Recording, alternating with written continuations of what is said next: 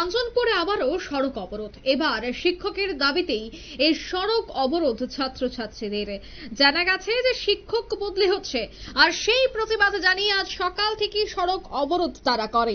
সকাল 8:30 নাগাদ কর্ণজয় চৌধুরী পাড়া মাধ্যমিক বিদ্যালয়ের ছাত্রছাত্রীরা স্কুলের শিক্ষক বদলের প্রতিবাদে কাঞ্চনপুর ধর্মনগর সড়ক অবরোধে সামিল হয়।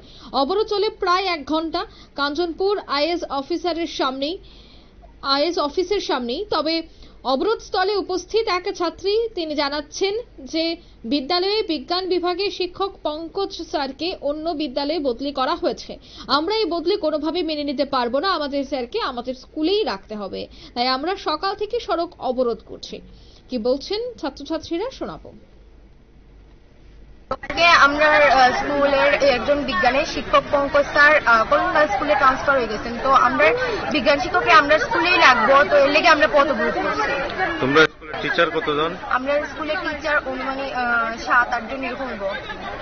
ছাত্র কতজন আছে? 120 জন এরকম। তো কোন কোন ক্লাসের যখন টিচার শর্ট আছে? কোন কোন টিচার? আমাদের শুধু বিজ্ঞান টিচার, ফিজিক্স কেমিস্ট্রি বিজ্ঞানের টিচারের লেগে আমরা পঙ্কজ স্যারই লাগবে। এটা কোন স্কুল? এটা কর্ণজয় চৌধুরী পাড়া মাধ্যমিক বিদ্যালয়। তোমার পরিচয়? আমি প্রিয়সী দাস। আপনারা শুনলেন এই ছাত্রীর বক্তব্য। তবে এদিকে অবরোধের জেরে কাঞ্চনপুরের অন্যতম গুরুত্বপূর্ণ সড়ক মুহূর্তের মধ্যে যানজট হয়ে যায়। তবে সড়কটির দুপাশে যানবাহনে দীর্ঘ লাইন সৃষ্টি হলে বিপাকে পড়েন সাধারণ যাত্রীরা।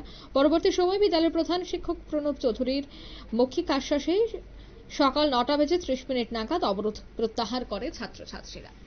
নিয়ে নিচ্ছি ছোট্ট একটি বিজ্ঞাপন বিরতি, সঙ্গে থাকুন।